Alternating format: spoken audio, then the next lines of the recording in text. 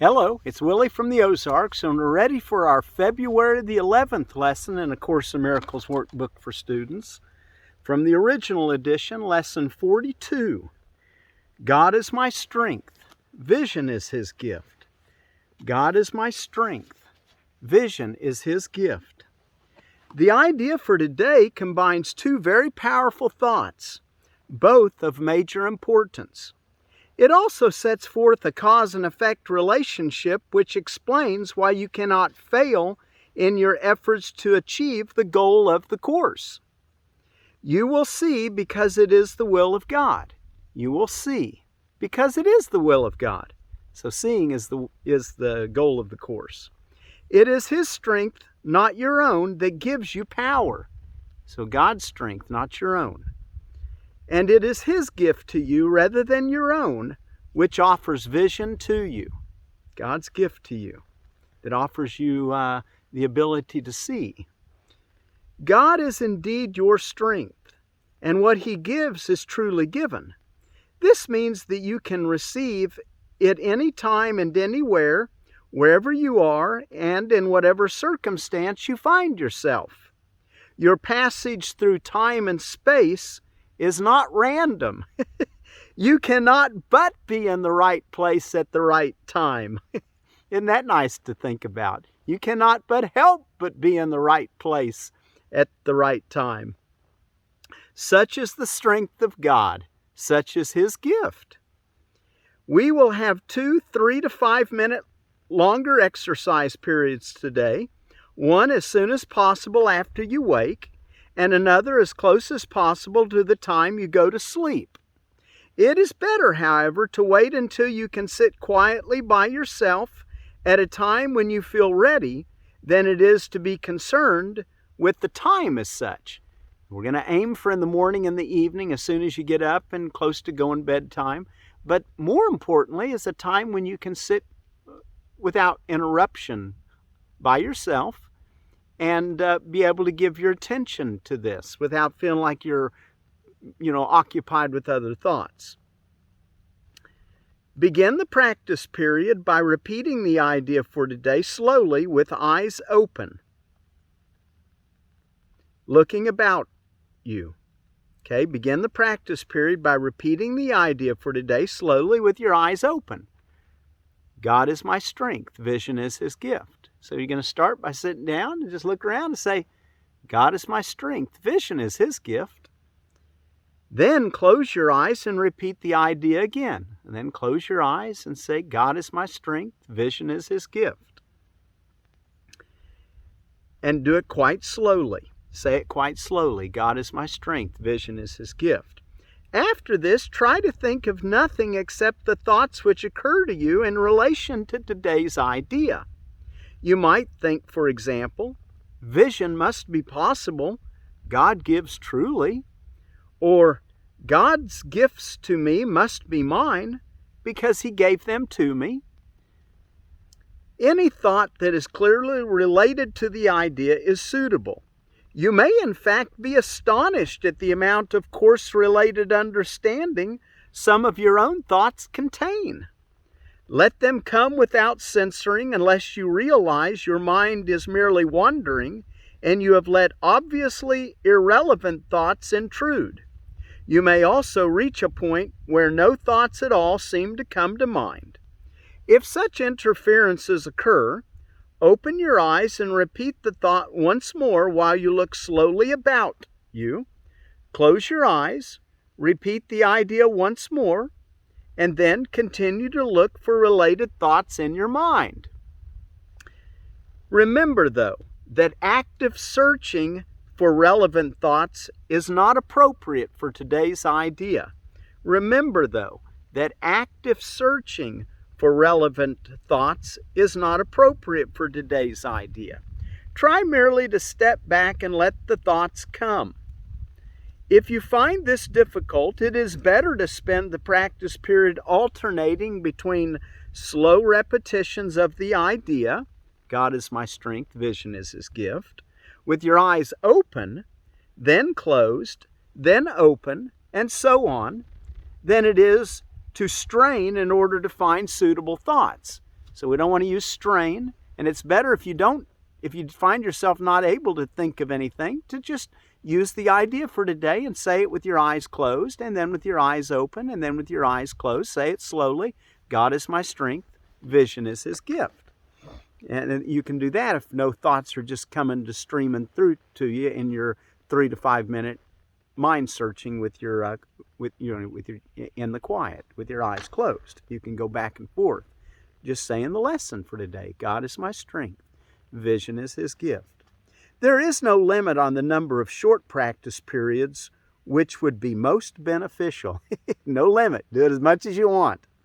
The idea for the day is a beginning step in bringing thoughts together and teaching you that we are studying a unified thought system in which nothing is lacking that is needed and nothing is included that is contradictory or irrelevant. The more often you repeat the idea during the day, the more often you will be reminding yourself that the goal of the course is important to you and that you have not forgotten it. So often today you're going to be saying, God is my strength, vision is his gift.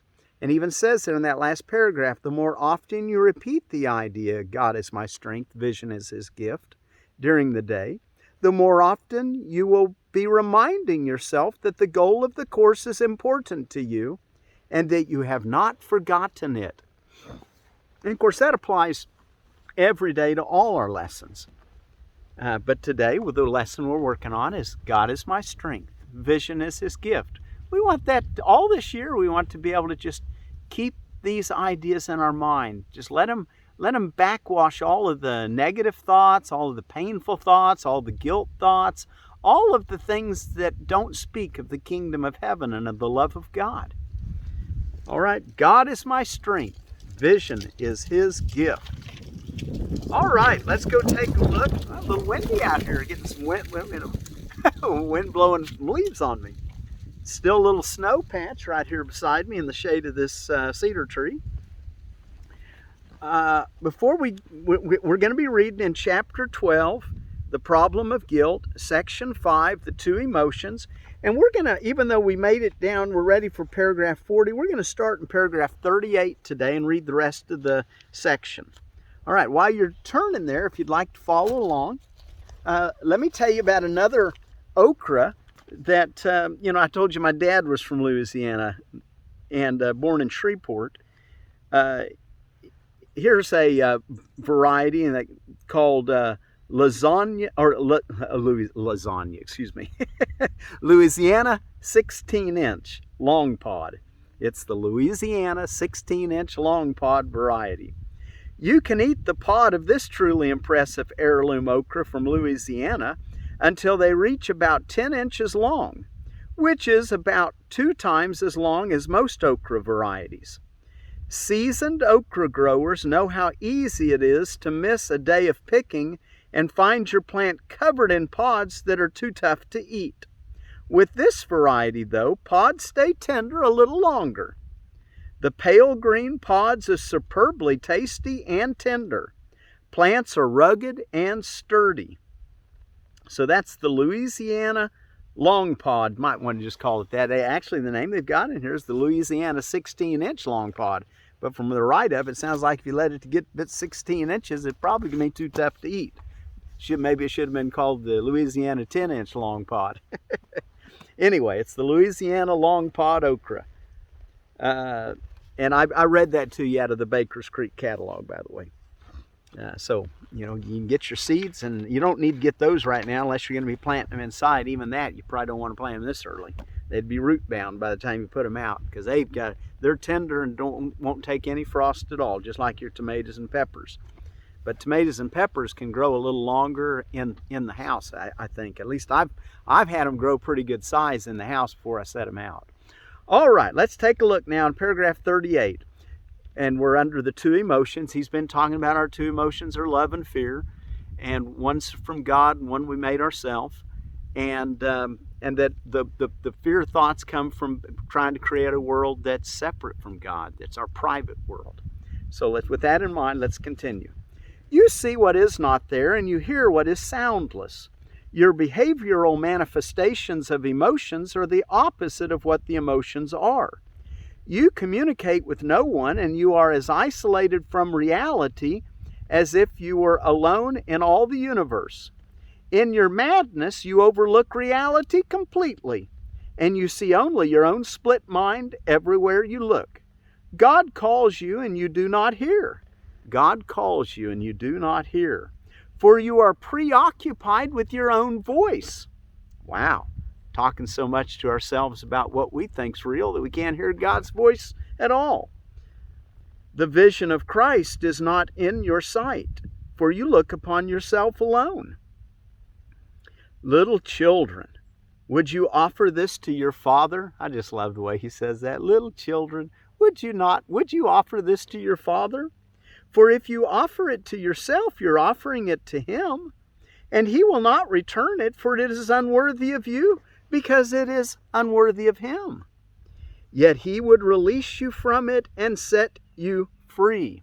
His sane answer tells you that what you have offered yourself is not true, but his offering to you has never changed. You who know not what you do can learn what insanity is and look beyond it. It is given you to learn how to deny insanity and come forth from your private world in peace. Paragraph 40.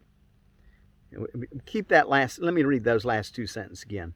You who know not what you do can learn what insanity is and look beyond it. It is given you to learn how to deny insanity and come forth from your private world in peace. So he's saying that private world is a world that's not real. It's a world that he calls insanity. But we can come away from that in peace, and God will lead us there. God is my strength. Vision is his gift, is what that's all about too. You will see all that you denied in your brothers because you... is that where we're at?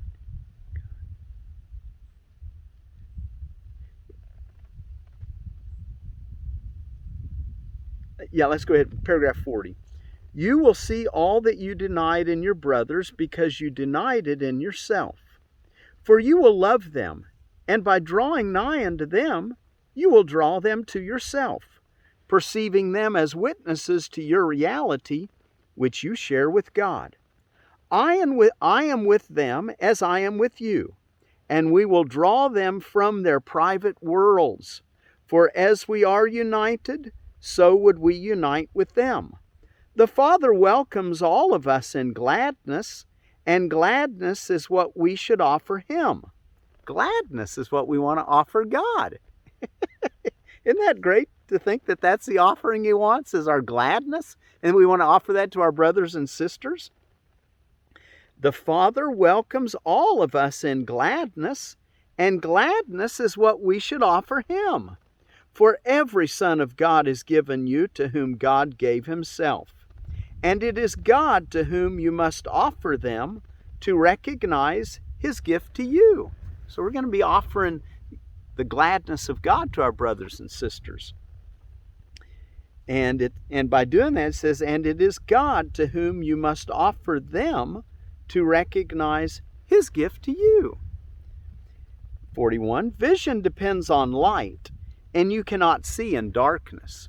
Vision depends on light, and you cannot see in darkness. Yet in the darkness, in the private world of sleep, you see in dreams, although your eyes are closed. And it is here that what you see you made. But let the darkness go, and all you made you will no longer see. For sight of it depends upon denying vision. Yet from denying vision, it does not follow that you cannot see. But this is what denial does.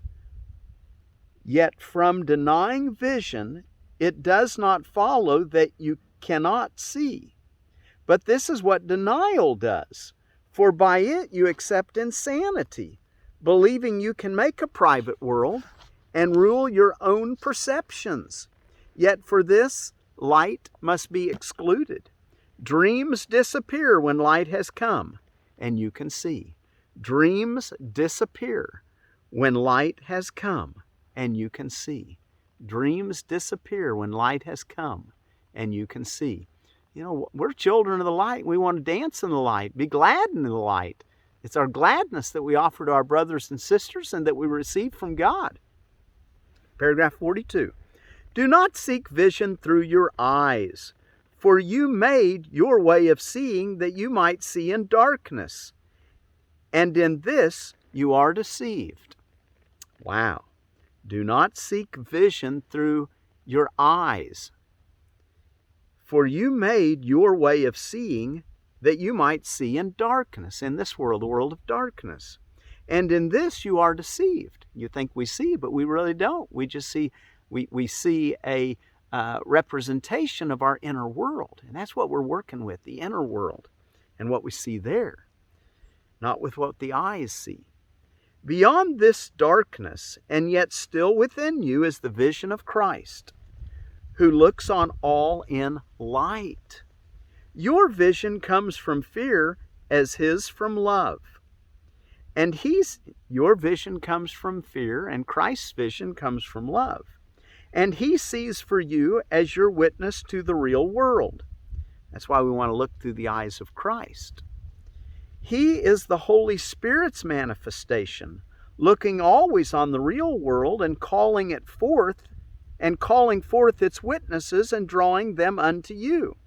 For he loves what he sees within you, and he would extend it. And he will not return unto the Father until he has extended your perception even unto him, unto God. And their perception is no more, for he has returned you to the Father and him, to the Christ, or to the Holy Spirit. You have but two emotions, and one you made, and one was given you. Each is a way of seeing, and different worlds arise from their different visions. You have two emotions, love and fear. And one you made, fear, and one was given you, love. Each is a way of seeing, and different worlds arise from their different visions. See through the vision that is given you, for through Christ's vision he beholds himself. The Holy Spirit gives us the vision of love, where we'll see that's Christ's vision. He beholds himself. And seeing what he sees, he knows his Father.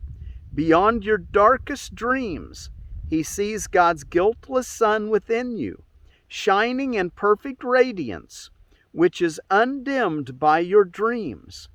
And this you will see as you look with him, for his vision is his gift of love to you, given him of the Father for you. And the last paragraph we're going to read today, 44. The Holy Spirit is the light in which Christ stands revealed. The Holy Spirit is the light in which Christ stands revealed. And all who would behold him can see him, for they have asked for light. Ask to see the Holy Spirit. Ask to see the truth. Ask to have vision.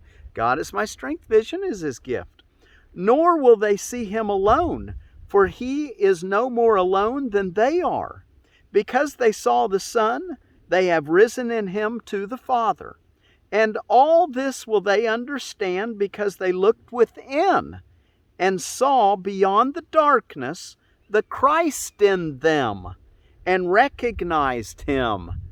We're looking for the Christ inside so we can see the Christ outside.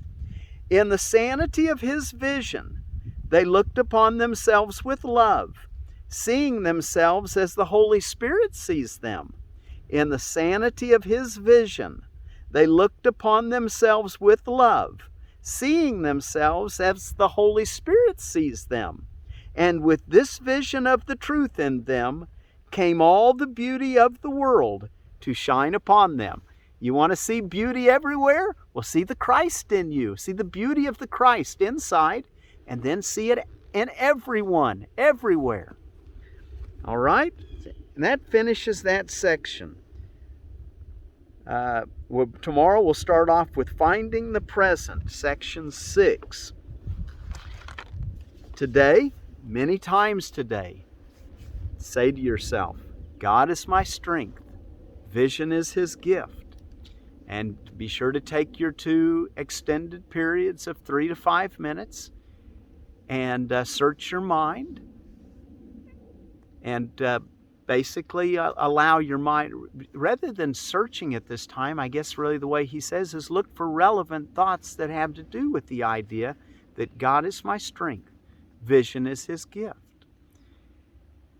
And then take those thoughts and apply them to your whole day and say it often today. God is my strength, vision is His gift. Thank you all very much for joining me on this journey.